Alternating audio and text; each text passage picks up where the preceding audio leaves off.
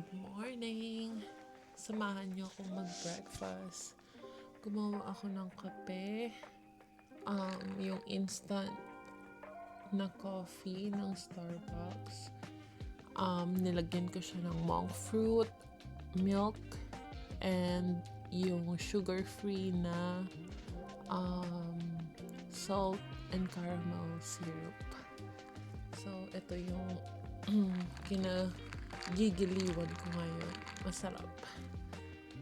And then, this one, meron kaming leftover na bread. Yung may, para siyang garlic bread. Tapos, nilagyan ko lang ng extra cheese sa taas. And then, nag-cut ako ng avocado. So, today, maganda yung weather, malamig, pero may araw. So, gusto ko sana na lumabas at maglakad-lakad kahit sa park lang. Pero gusto ko munang kumain kasi pagkagutom ka, tapos lumabas ka, ang tendency, kakain. So, in short, magastos. So, kakain muna ako, magpapakabusog, tapos, tsaka kami lalabas. Madami din kasi kaming na-grocery, so, gusto ko na nakakain naman kasi sayang. Then, tsaka, mas healthy kahit papano yung kumain sa bahay. At least na nagagawa mo, or alam mo yung pine-prepare mong pagkain. So, ngayon, ako, hindi naman strict yung pag-ano ko sa pagkain. Pero yung asawa ko, siya talaga medyo strict yung pagda-diet niya ngayon. Nagpa-fasting, tapos nag-zero carbs. So, yun, kasi sobrang nag-gain talaga kami ng weight through the years na rin.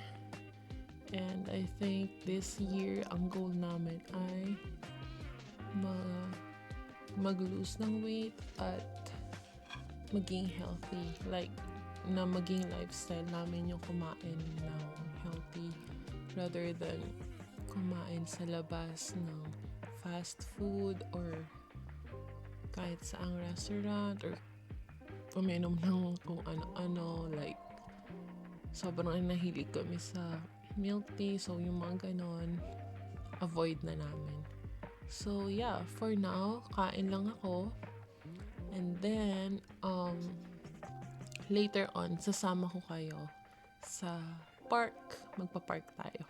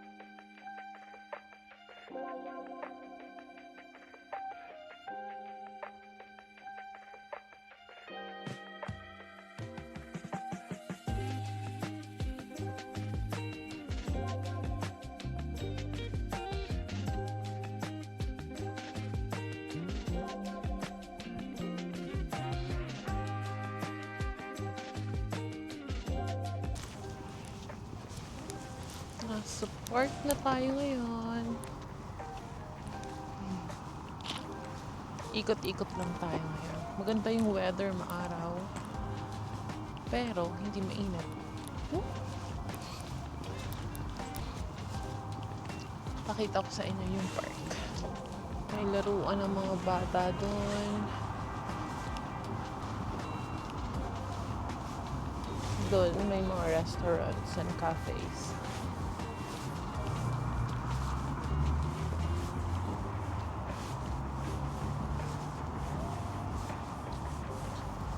May mga upuan kung gusto mag-relax.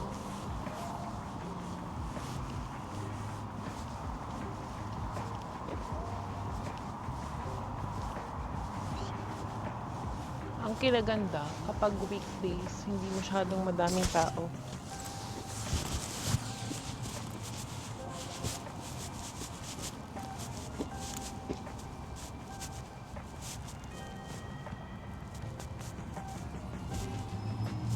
Kaya maganda din kapag weekdays ang day off.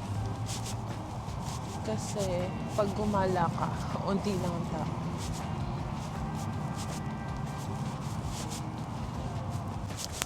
Merong maliit na Japanese garden dito. Usually dun kami nagpupunta. So, we'll check on that.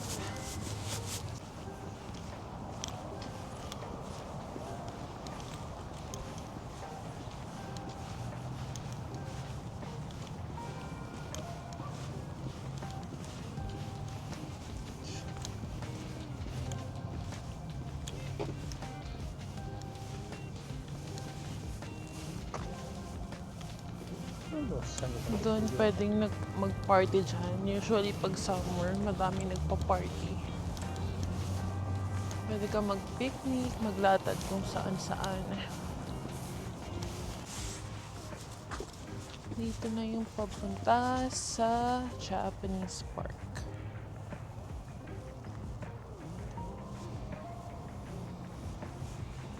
Nung huling punta namin dito, ginagawa to. Parang inayos nila yung mga halaman. So now, tignan natin kung tapos na or ongoing pa din.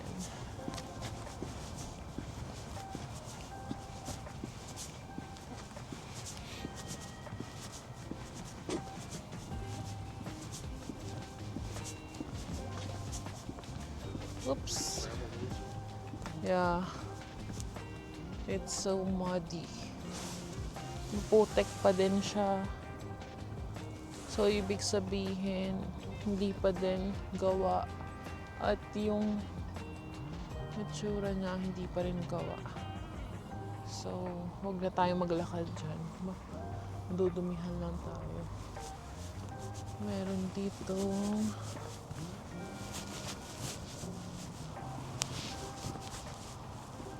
dried. May tubig doon. Pero dito dry.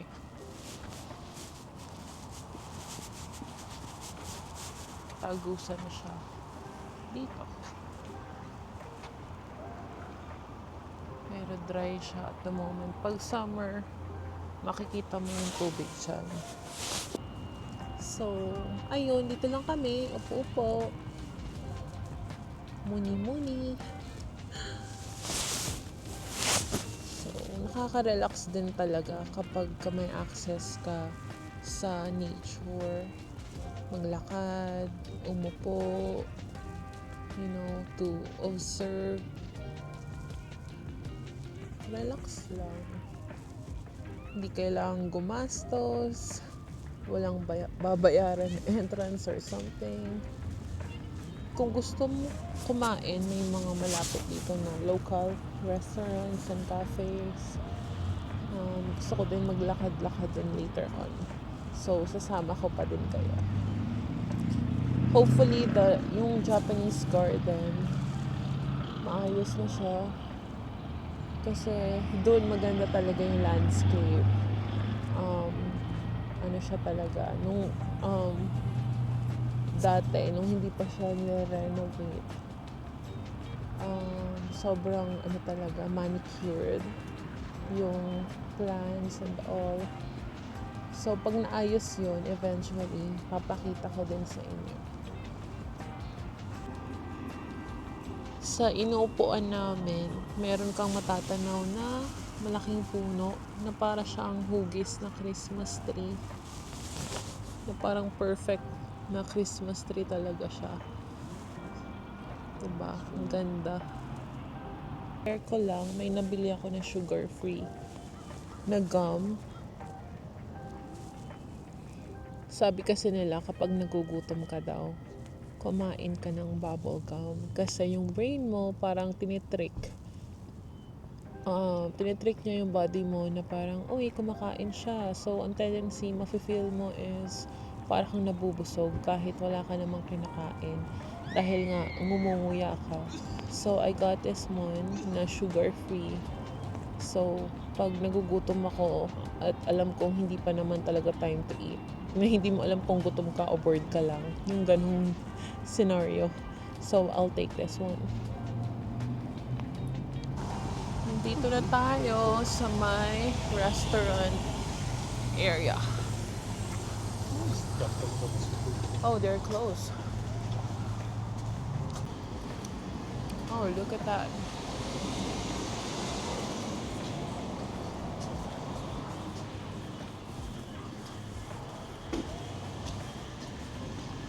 Oh, they have Thai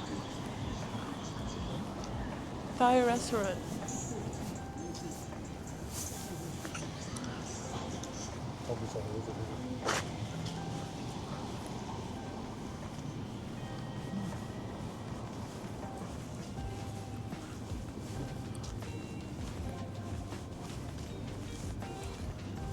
Pizza place.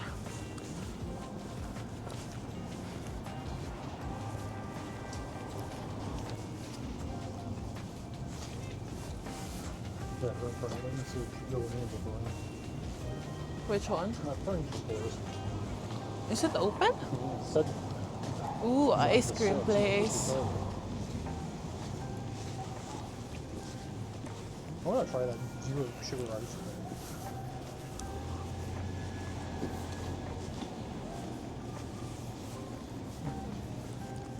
I wonder how do you park here? I mean, do you need to pay or something? No, they have little dots kind of around. You just have to find one of those. Oh, kind of like the one in downtown Portland? Yeah, but they're free. You don't have to pay for them.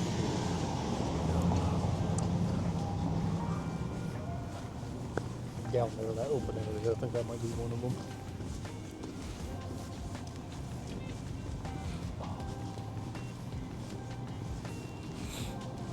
Side hustle. Oh, look at that.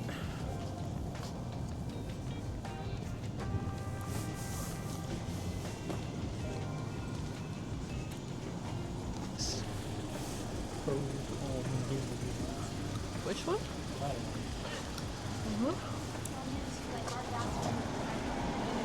It's in the middle of our, we already have all the trim taken off.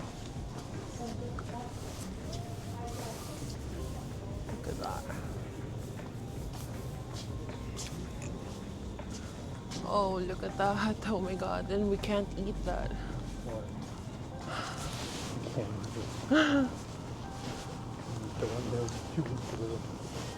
Look at all the sweet treats. Bubble tea.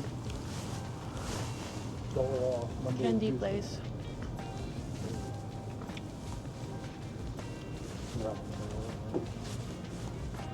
What is that? A school or something? Oh, museum.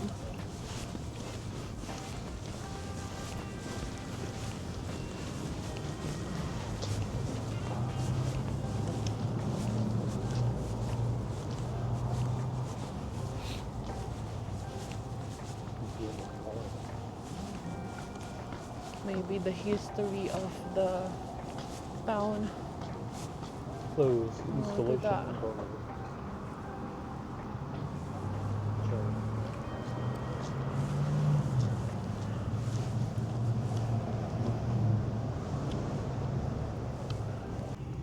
Upo kami dito sa labas ng sarado na museum. Pahinga muna. So, madaming restaurants dito, pero dahil nga sumusuko kami na mag-diet, wala munang eat out. Hindi mo na uso ang treat day. Or cheat day. Relax lang. May isa pang building dito na mukhang simbahan. Outdoor music. Oh, maybe during summer I don't think so. The signs on they the have name above the actual building. events here. Oh, it doesn't. Yeah, they It looks converted like church, it but was I a think church, but not anymore. they converted it to something else. Oh yeah, it's a restaurant now. It used to be a church. Oh, of course it is.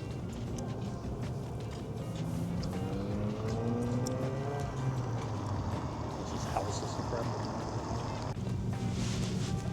Candy shop. Happy place para sa mga mahilig sa matamis.